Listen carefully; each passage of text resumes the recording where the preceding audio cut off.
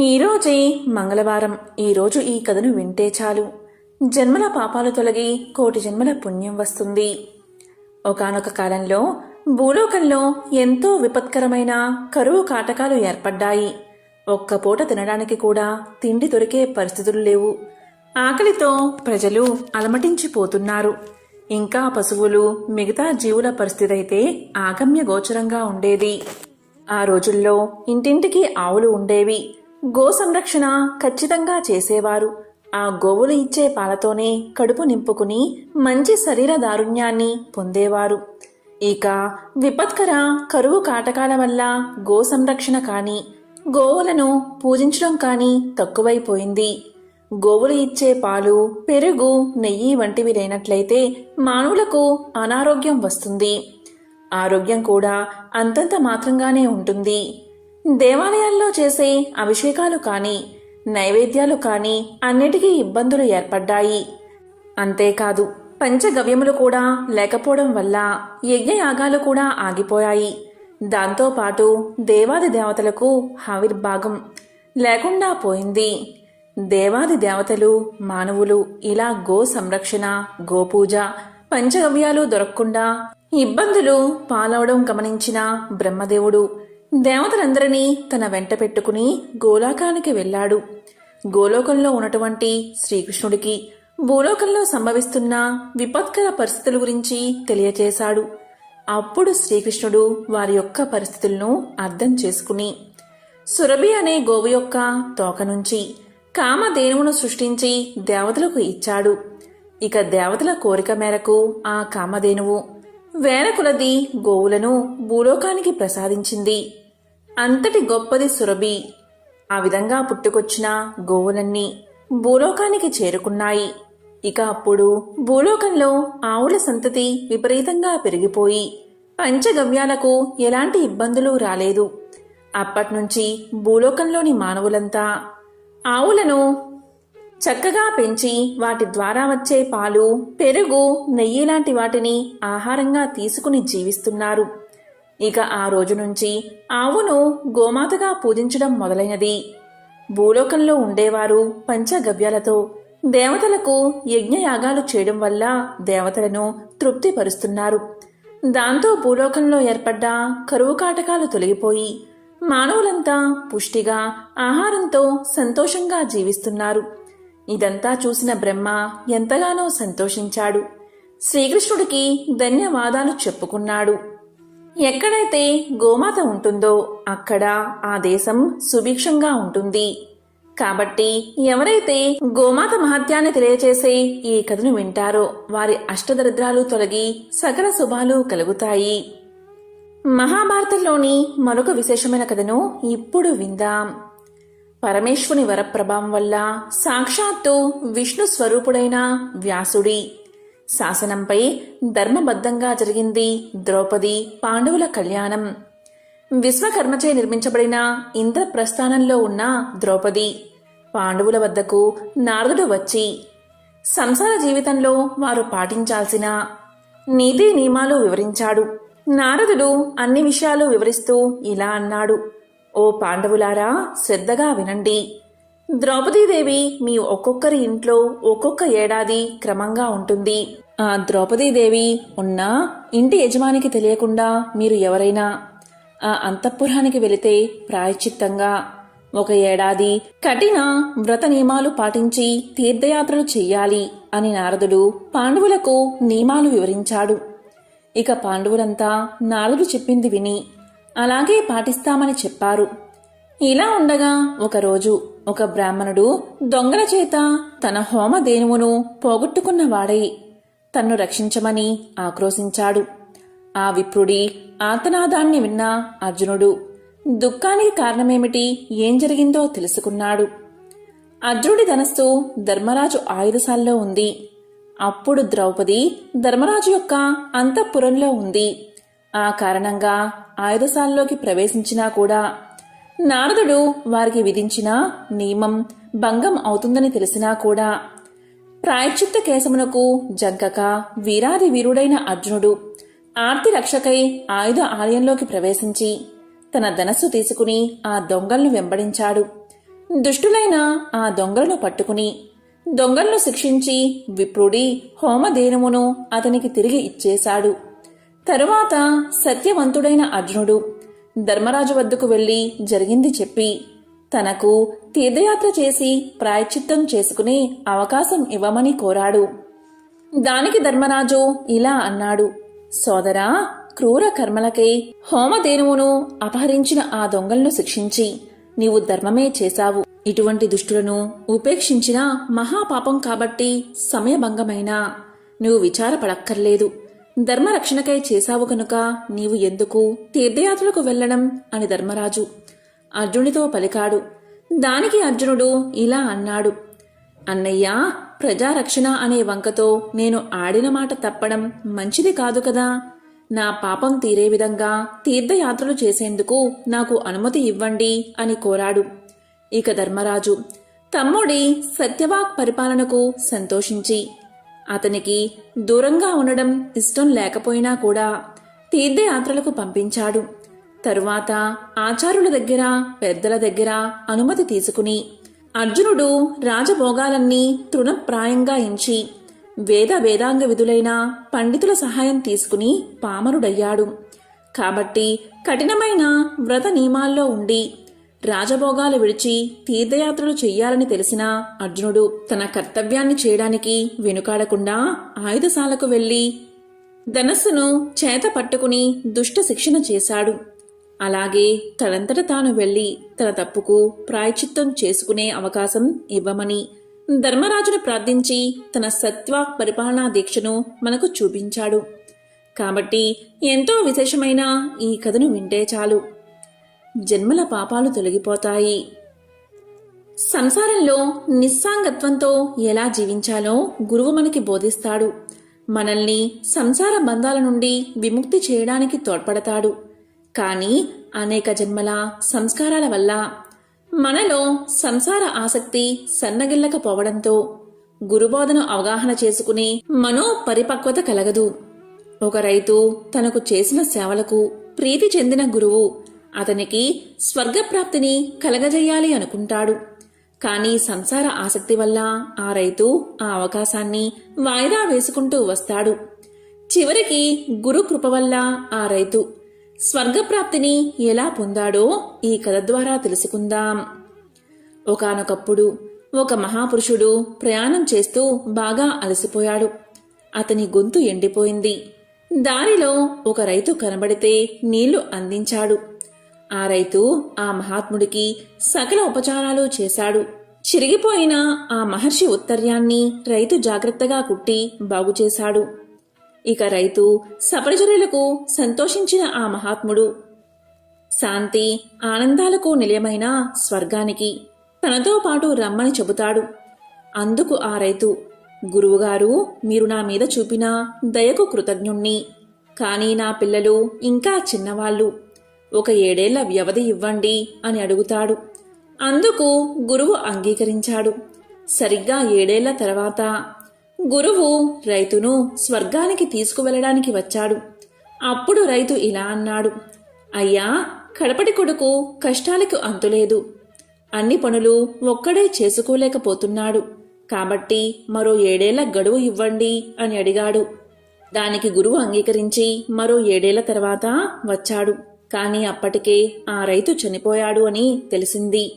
చనిపోయిన ఆ రైతు ఎద్దుగా పుట్టాడని ఆ గురువు తన దివ్య దృష్టితో తెలుసుకున్నాడు. ఆ ఎద్దు తన కొడుకు యొక్క పొలాన్ని దున్నుతున్నాడు. అప్పుడు గురువుగారు ఆ ఎద్దుపై మంత్రజలం చిలకరించగానే ఎద్దు జన్మనెత్తిన ఆ రైతు ఇలా అన్నాడు: గురువుగారు, నా కొడుకు పరిస్థితి మరి కాస్త మెరుగుపడి వాడు సంతోషంగా ఉండనివ్వండి. మళ్ళీ 7 ఏళ్ల తర్వాత రండి అని పలకగానే చేసేది లేక గురువుగారు వెనుతిరిగారు. మరలా 7 ఏళ్ల తర్వాత వచ్చిన గురువుకు ఎద్దు చనిపోయిందని తెలిసింది. అది కుక్కగా పుట్టి కొడుకు ఇంటిని ఆస్తిని కాపలాగా కాస్తుందని తన దివ్య దృష్టి ద్వారా తెలుసుకున్నాడు ఆ గురువు. కుక్కగా పుట్టిన అతను ఇలా అన్నాడు: స్వామి, నేను ఎంత దౌర్భాగ్యుణ్ణి. మీరు ఇంత దయచూపుతున్నప్పటికీ మీతో స్వర్గయానం చేయలేకపోతున్నాను. వీడికి ఆస్తిని కాపాడుకునే దక్షిత ఇంకా రాలేదు, కాబట్టి దయచేసి మరో 7 ఏళ్ల వ్యవధి ఇవ్వండి అని వేడుకున్నాడు. ఇక గురువు 7 ఏళ్ల తర్వాత మళ్లీ వచ్చాడు. అప్పటికే కుక్క మరణించింది. అది ఇప్పుడు తాచుపాములా జన్మించి కొడుకు భూమిలో ఉన్న లంకిబిందెలకు పడగెత్తి కాపలా కాస్తుంది. లంకిబిందెలు ఇక్కడ ఉన్నాయని కొడుకుకు ఎలా తెలియజేయాలి అని పాము ఆలోచిస్తున్నప్పుడు గురువు ఆ రైతు కొడుకును పిలుచుకుని వచ్చి లంకిబిందెలు ఉన్న చోట తవ్వమన్నాడు. అప్పుడు లంకిబిందెలు బయటపడ్డాయి. ఆ పైన పామును చంపమన్నాడు. కొడుకు గురువు చెప్పినట్లే పామును చంపాడు. తరువాత గురువుగారు తన శిష్యుణ్ణి వెంట పెట్టుకుని స్వర్గారోహణ చేశాడు. గురువు సంసారంలోని ఈతి బాధల నుంచి శిష్యుణ్ణి ఉద్ధరిస్తాడు. నిజానికి సంసార బంధనాలు వదిలించుకోవడం అత్యంత కఠినం. నానాటికి అవి గట్టి పడతాయి కాని సడలవు. సుదీర సంసార బంధనాల మూలంగా ఈ సంసారంలో ప్రవేశిస్తున్నాను, నిష్క్రమిస్తున్నాను. జన్మ అనేది ఎంతో బాధాకరమైనది. నేను అలసిపోయాను. మధుసూదన, నన్ను ఉద్ధరించు ప్రభు అని దుర్బల యాతన కలిగినప్పుడు మాత్రం రక్షించమని విలపిస్తూ భగవంతుణ్ణి ప్రార్థిస్తాం. కానీ మనకు సంసారం పట్ల ఎంత ఆసక్తి అంటే అనుభవించిన కష్టాలు మర్చిపోతాం. సంసారానికి మూలం ఆసక్తి. దాన్ని తొలగించుకోవాలి. ప్రహ్లాదుడిలాగా అనన్య భక్తితో భగవంతుణ్ణి ప్రార్థించి ఆయన్నే స్తుతించినప్పుడు భక్తుల కొరకు ఆయనే స్వయంగా వచ్చి ఆపదల నుంచి మనల్ని రక్షిస్తాడు. కాబట్టి ఎంతో విశేషమైన పవిత్రమైన ఈ కథలను వింటే చాలు. లక్ష్మీ కటాక్షం కలుగుతుంది. జన్మల పాపాలు తొలగిపోతాయి. పూర్వకాలంలో కుండినము అనే పట్టణం సింధు దేశంలో ఉండేది. ఆ పట్టణంలో కౌండిన్య నామంతో ఒక బ్రాహ్మణుడు ఉండేవాడు. అతని భార్య పేరు గుణశీల. ఆమె వివాహం జరిగిన దగ్గర నుంచి ఎప్పుడు చూసినా ఏడుస్తూనే ఉండేది. ఆ బ్రాహ్మణ జంటకు కొడుకులు, కూతుళ్ళు, కోడళ్ళు, అల్లుళ్ళు ఉన్నారు. ఆమెకు సకల భోగభాగ్యాలు ఉన్నా కాని ఎప్పుడూ కూడా ఎందుకు ఏడుస్తుందో ఎవరికి అర్థం అయ్యేది కాదు. ఈమె ఏడుపు విని చుట్టుపక్కల వాళ్ళంతా ఎందుకు ఈమె ఇలా ఏడుస్తుంది, ఈమె అరుపులు వింటుంటే దరిద్రానికి సంకేతంగా అనిపిస్తుంది అని తిట్టుకునేవారు. ఈమె ఏడవడానికి ఏదో ఒక వంక చూసుకునేది. పిల్లి చచ్చినా, ఇంట్లో బల్లి చచ్చినా, వీధిలో కుక్క చచ్చినా దాన్ని ఒడిలో పెట్టుకుని ఏడుస్తూనే ఉండేది. కాని విధి మాత్రం ఈమెకు అనుకూలంగా లేదు. ఇలా ఒకరోజు ఈ ఇంట్లో పిల్లి చనిపోతే దాన్ని ఒడిలో పెట్టుకుని ఏడుస్తూ కూర్చుంది. ఆమె ఎప్పుడైతే దాన్ని ఒడిలో పెట్టుకుని ఏడుస్తూ ఉందో వెంటనే ఆ పిల్లి చచ్చింది కాస్త బతికిలేచి వెళ్లిపోయింది. మరలా తెల్లవారేసరికి ఈ ఇంట్లో ఒక బల్లి చనిపోయింది. దాన్ని కూడా ఒడిలో పెట్టుకుని ఏడుస్తూ ఉంది. అక్కడ కూడా ఆశ్చర్యం జరిగింది. ఆమె ఒడిలో పెట్టుకుని ఏడవడం మొదలు పెట్టగానే ఆ బల్లికి తిరిగి ప్రాణం వచ్చి వెంటనే వెళ్లిపోయింది. ఆమె జరిగిందంతా చూసి ఏడవడానికి కారణం లేకపోయిందే అని ఇంకా ఏడవడం మొదలు పెట్టింది. ఇలా ఉండగా ఒకరోజు వీధిలో ఒక కుక్క చనిపోయింది. దాని దగ్గరకు వెళ్లి ఒడిలో కుక్కను పెట్టుకుని ఏడుస్తూ ఉంది. ఆమె అలా ఒడిలో పెట్టుకుని ఏడవడం మొదలు పెట్టగానే ఒక్క దెబ్బకు ఆ కుక్క బతికి పరుగు పెట్టింది. అది చూసి, దేవుడా, నాకు మనస్ఫూర్తిగా ఏడ్చే స్వతంత్రం కూడా లేకుండా చేస్తున్నావు అని బోరున ఏడవడం మొదలుపెట్టింది. ఇదంతా చూసిన జనానికి ఇదేదో వింతగా అనిపించింది. అలా వారు ఆమె వైపు విచిత్రంగా చూడసాగారు. ఇక ఏడవడానికి కుదరడం లేదు అని ఒక ఉపాయం చేసింది. బయట ఉన్న తేలులను తీసుకువచ్చి ఉప్పు పాత్రల్లో, మిగతా పాత్రల్లో తేలుల్లో జర్రుల్లో ఉంచింది. ఎందుకు అంటే కూతుర్లు, కోడళ్ళు అలా వంట నిమిత్తం చేతులు ఆ పాత్రలో పెట్టగానే అవి కుడతాయి గనక ఆ నొప్పితో వారు ఏడుస్తూ ఉంటే వారి పక్కన కూర్చుని ఏడవచ్చు అని ఈమె ఆలోచన. కాని విధి మాత్రం ఆమెకు వ్యతిరేకంగా ఉంది. కూతుర్లో కోడళ్ళు వాటిలో తమ చేతులు పెట్టగా జర్రెలు అలాగే తేల్లో వస్తువులుగా మారిపోయాయి. అంతేకాదు, తన కొడుకుల బట్టల్లో పాములు ఉంచేది. అలా పాములు కరిస్తే కొడుకులు చచ్చిపోతే ఏడవచ్చు అని ఈమె ఆలోచన. కాని విధి మాత్రం వేరేగా ఆలోచన చేసింది. ఆ పాములు కాస్త బంగారు మొలతాలలా అయిపోయాయి. ఇక కొడుకులు బట్టల్లో చెయ్యిలు పెట్టగానే బంగారు మొలతాళ్ళు వాడి చేతికి అందాయి. వెంటనే కొడుకులు, అమ్మా, బట్టల్లో బంగారు మొలతాడు ఎందుకు ఉంచావమ్మా అని అడగ్గానే దానికి ఆమె, నాయనా, వాటిని తీసి జాగ్రత్తగా దాచుకోండి అని పలికేది. అలా ఆమె ఏమి చేసినా ఏడవడానికి అవకాశం దొరకకపోవడం వల్ల ఆమె అడవికి పోయి అక్కడ కూర్చుని ఏడవడం మొదలుపెట్టింది. అలా ఏడుస్తున్న సమయంలో పార్వతీ పరమేశ్వరులు ఆ మార్గం గుండా పోతూ ఆమెను చూసి ఇలా పలికారు. ఎందుకమ్మా ఏడుస్తున్నావు అని అడగ్గా దానికి ఆమె ఇలా సమాధానం చెప్తుంది. ఓ మహనీయ దంపతుల్లారా, నాకు అష్టైశ్వర్యాలు ఉన్నాయి, కానీ ఎప్పుడు ఏడవాలనే బుద్ధి పుడుతుంది. అలా ఏడుస్తుంటేనే నాకు మంచిగా అనిపిస్తుంది. దానికి కారణం మీరే చెప్పాలి అని బ్రతిమాలుతుంది. అప్పుడు పార్వతీదేవి మొత్తం తెలుసుకుని ఇలా అంటుంది. ఓ గుణశీల, పూర్వం నీవు కందాబచ్చలి నోమును నోచావు, కానీ దానికి ఉద్యాపన చేయడం మర్చిపోయావు. అందువల్లే ఈ జన్మలో ఈ గ్రహచారం నీకు పట్టింది. నీవు ఈ నోము నోయడం వల్ల మంచి సంతానం సర్వభోగాలు కలిగాయి అని పలకగా గుణశీల అమ్మవారిని చూసి, అమ్మా, ఈ నోముకు ఉద్యాపన ఎలా చెయ్యాలో చెప్పమని కోరింది. దానికి అమ్మవారు ఇలా చెప్తుంది. అయితే విను. వెండితో కంద దుంపను చేయించు, బంగారంతో బచ్చలి తీగ చేయించు, మంచి కంద సేరు, బచ్చలి అరసేరు, 5 మానికల బియ్యం, పసుపు కుంకుమలతో, నల్ల పూసలు, రవికల గుడ్డలు, మెట్టెలు, మంగళ సూత్రాలతో, ముత్తైదువులకు దక్షిణ తాంబూలాలతో వాయినాలు సమర్పించు అని పార్వతీదేవికి చెప్పింది. అంతట గుణశీల ఇలా పలుకుతుంది. అయితే తల్లి, నేను వచ్చేంత వరకు ఇక్కడే ఉండమని ప్రార్థించి పరుగు పరుగున ఇంటికి పోయి అన్ని వస్తువులు తీసుకువచ్చి పార్వతీ అమ్మవారికి సమర్పించి ఉద్యాపన చేసింది.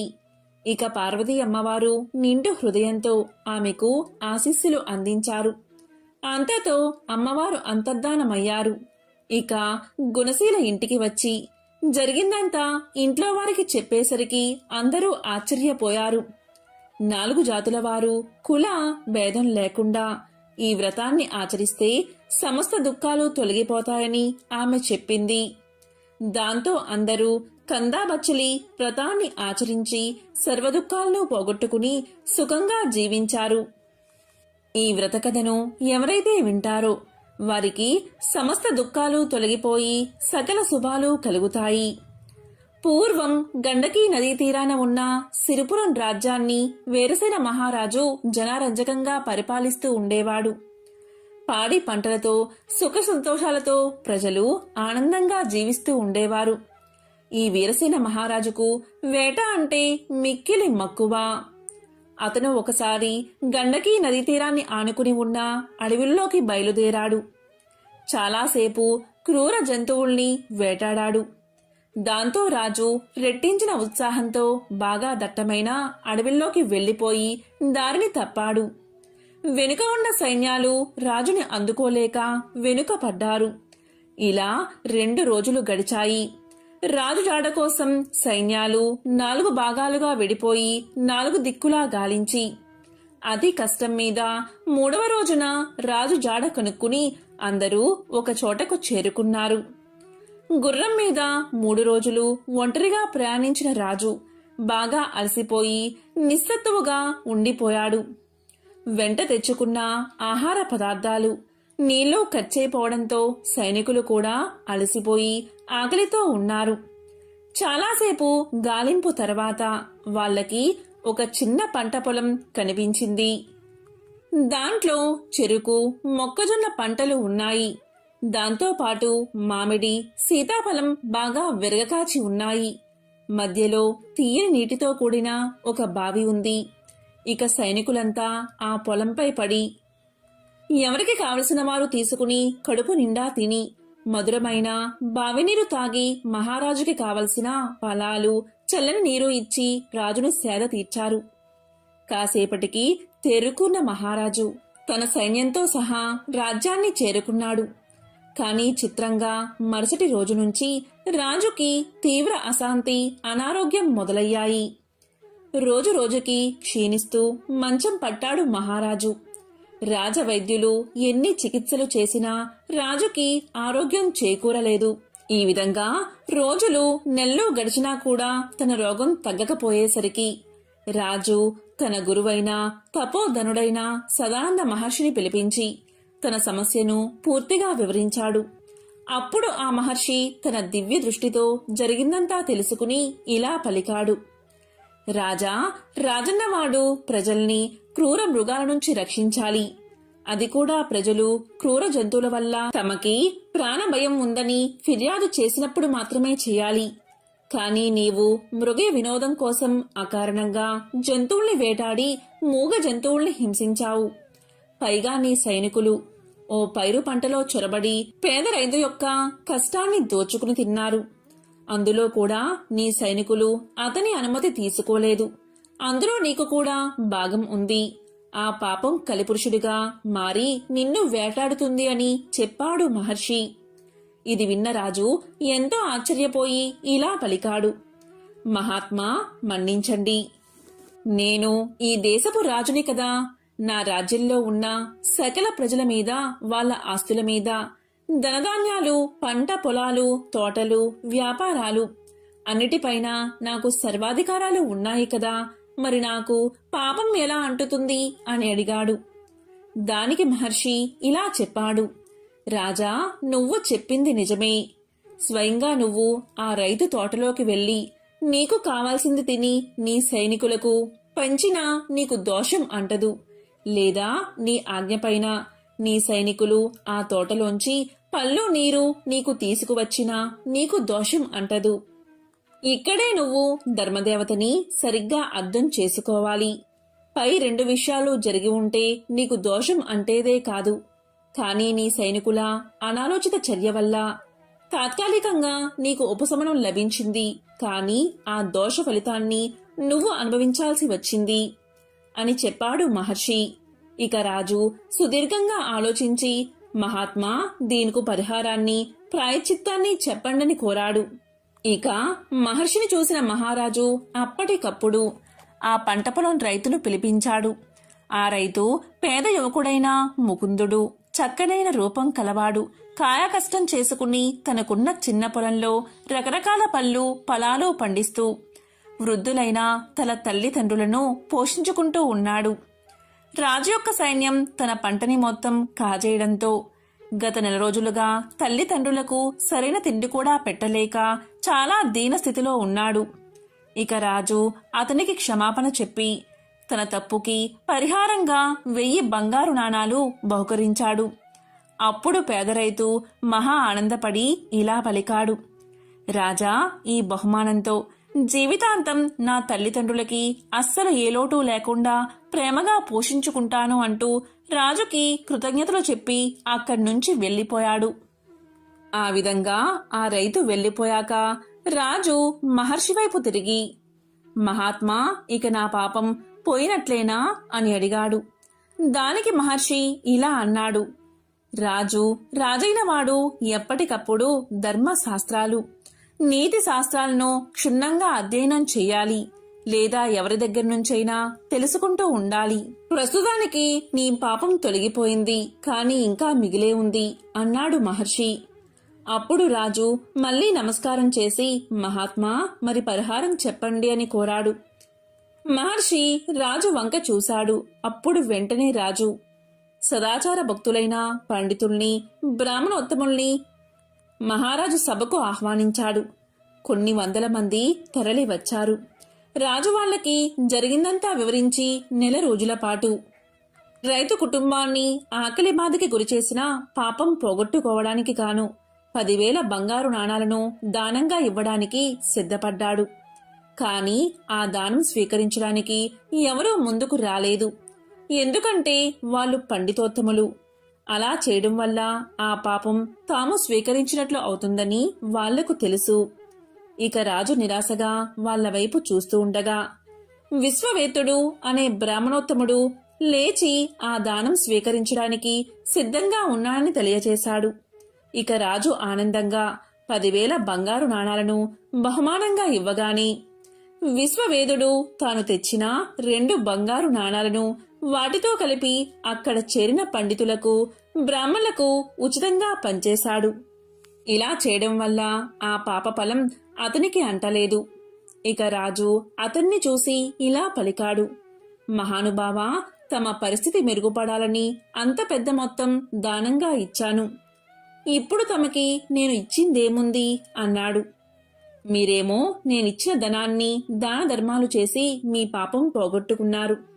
ఇప్పుడు నేను మీకు ఎలా సహాయం చేయగలను అని అడగ్గా దానికి ఆ బ్రాహ్మణోత్తముడు బదులిస్తూ ఇలా అన్నాడు, రాజా, గండకీ నదీ తీరాన ఉభయ సంధ్యల్లో సంధ్యావందనంతో పాటు గ్రామీణుల ఇళ్లల్లో పూజాది శుభకార్యాలలో పౌరహిత్యం చేసుకుంటూ ఉంటాను నేను.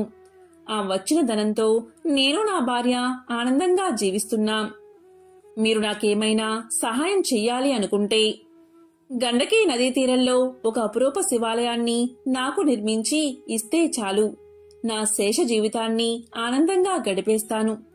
దాంతో మా ఇద్దరి జీవితాలు ఆ పరమేశ్వరుడి అనుగ్రహం వల్ల పరిపూర్ణమవుతాయి అని చెప్పగా రాజు దానికి ఆనందంగా ఒప్పుకుని ఆ బ్రాహ్మణుడికి శివాలయం కట్టించి ధర్మదేవత యొక్క అనుగ్రహం పొంది ధన్యుడు అయ్యాడు రాజు.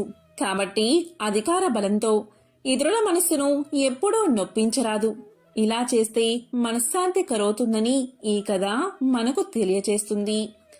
ఎంతో పవిత్రమైన విశేషమైన ఈ రోజు ఈ కథను వింటే చాలు సకల శుభాలు కలుగుతాయి.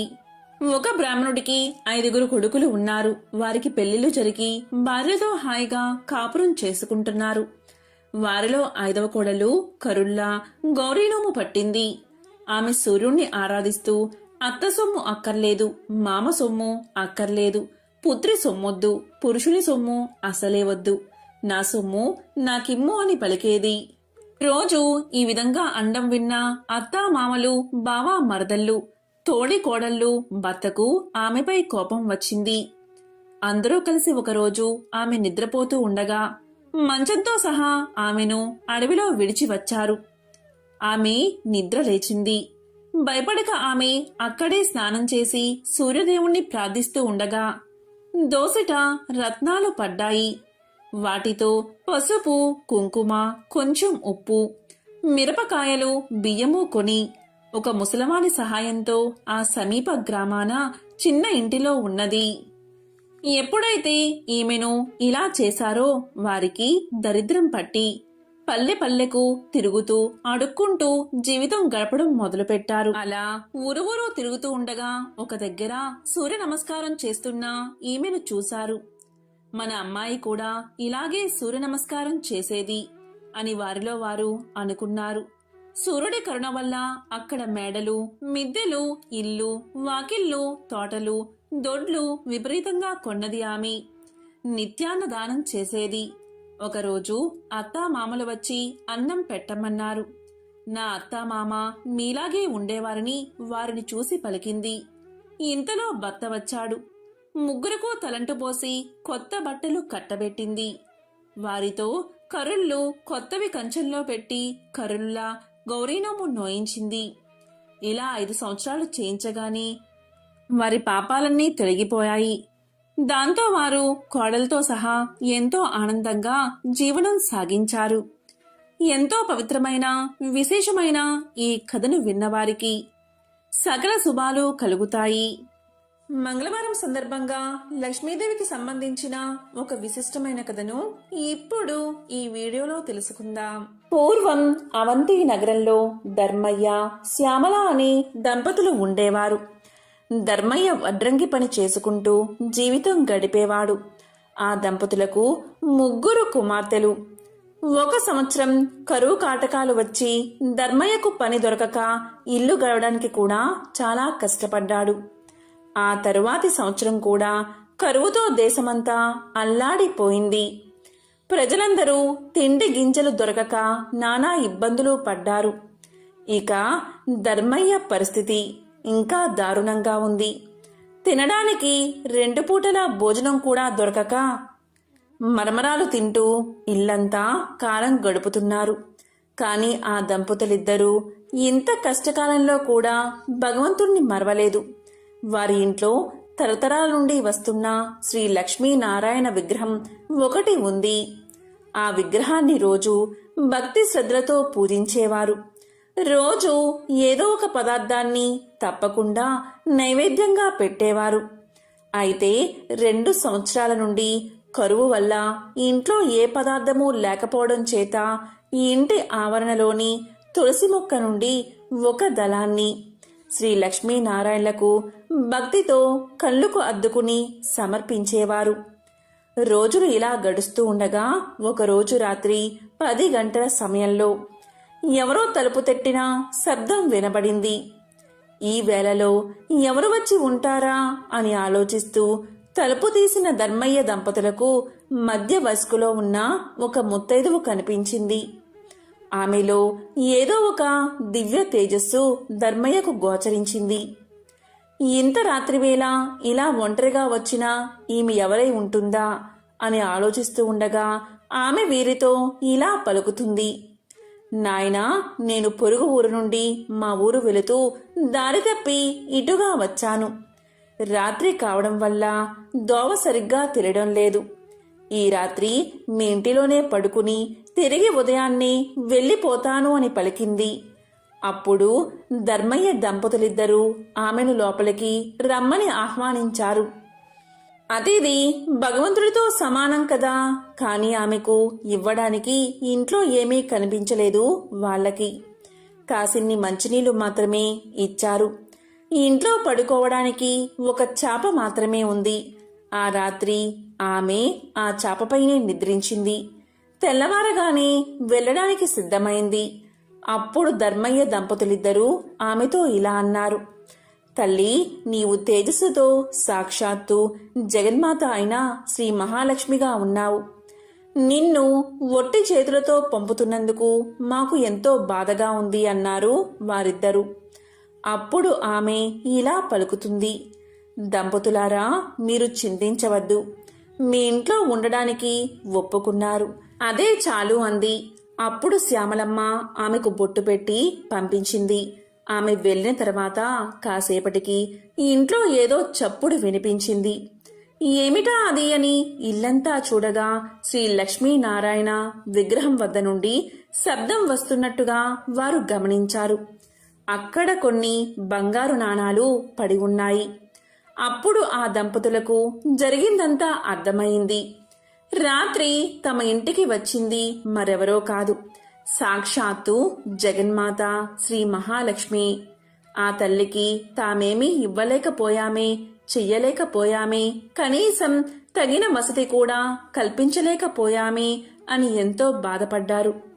ఆ తల్లిని అనేక విధాలుగా స్తుతించారు. శ్రీ మహాలక్ష్మీదేవి అనుగ్రహం వల్ల కలిగిన ధనంతో పిల్లల పెళ్లిళ్లు ఘనంగా జరిపించారు. జీవించినంతకాలం సుఖంగా జీవించి ఎన్నో సత్కార్యాలు చేసి చివరకు ముక్తిని పొందారు. దీపం లక్ష్మీ స్వరూపం. ధర్మయ్య దంపతులు రోజు శ్రీ లక్ష్మీనారాయణ విగ్రహం వద్ద దీపం వెలిగించేవారు. ఎంతటి కష్ట సమయంలో అయినా దీపారాధన మాత్రం మానలేదు. అందువల్ల శ్రీ మహాలక్ష్మీదేవి ఎంతో సంతోషించి వారిని అనుగ్రహించింది. దీపం జ్ఞాన స్వరూపం, దీపం ఐశ్వర్య స్వరూపం. దీపం ఉన్న చోట శ్రీ మహాలక్ష్మి చిరునవ్వుతో ఉంటుంది. ఎవరైతే నిత్యం దీపారాధన చేస్తారో వారు సిరి సంపదలతో తులతూగుతారు. వారికి దేనికి లోటు ఉండదు. ధనధాన్యాలు సమృద్ధిగా ఉంటాయి. ఆ తల్లి అనుగ్రహం ఉన్నవారికి సర్వ సౌభాగ్యాలు లభిస్తాయి. ఓ జగజ్జనని జగన్మాత శ్రీ మహాలక్ష్మి, నీకు ఇవే మా నమస్కారాలు. మంగళప్రదాయిని నీవు, నీకే ఇవి మా ప్రణామాలు. లోకేశ్వరి, నీకు ఇవే మా నమస్కారాలు. భక్తుల కోరికలు తీర్చే కల్పవల్లివి నీవు. నీ కటాక్షం ఉన్నవారికి సర్వ సౌభాగ్యాలు చేకూరతాయి. దేనికి లోటు లేకుండా జీవితమంతా ఆనందంగా గడుస్తుంది. శ్రీ మహాలక్ష్మి కటాక్షం లేనివారు బానిసత్వం, దారిద్ర్యం, అప్పులు, భార్యావియోగం, అనారోగ్యం ఇలాంటి అనేక కష్టాల పాలవుతారు. సర్వమంగళ ప్రదాయిని అయిన జగన్మాత ఆరాధించిన వారికి దేవిని దాసదాసీ జనం, పుత్రులు, మిత్రులు, బంధువులు, ఆరోగ్యం, ధనం, ధాన్యం, వాహనమని అష్టైశ్వర్యాలు లభిస్తాయి. శ్రీ లక్ష్మీనారాయణను ఎవరైతే ఎప్పుడు మనసులో ప్రార్థిస్తూ ఉంటారో వారికి సర్వ సౌభాగ్యాలు కలుగుతాయి. వారికి ఎటువంటి పరిస్థితుల్లో కూడా ఆపద దరిచేరదు. శ్రీ లక్ష్మీనారాయణులు అన్యోన్యమైన జంట. మత్స్య అవతారంలో శ్రీలక్ష్మిగాను, కూర్మావతారంలో కూర్మావతిగాను, నరసింహ అవతారంలో శ్రీ మహాలక్ష్మిగాను, వరహ అవతారంలో భూలక్ష్మిగాను, శ్రీరామావతారంలో సీతగాను, శ్రీకృష్ణావతారంలో రుక్మిణిగాను ఆ మహాలక్ష్మి తన పెర్మిటి అయిన శ్రీమన్నారాయణుడితో కలిసి అవతరించింది. ఎంతో పవిత్రమైన విశేషమైన ఈ రోజు ఈ కథలను విన్నా, చదివినా, చెప్పినా, వినిపించినా అష్టదరిద్రాలు తొలగి అష్టైశ్వర్యాలు కలుగుతాయి. లక్ష్మీనారాయణల కటాక్షం మీకు కలుగుతుంది. ఓం నమో నారాయణాయ. ఓం శ్రీ మహాలక్ష్మియే నమః. ఓం శ్రీ మాత్రే నమః. ఓం నమః శివాయ.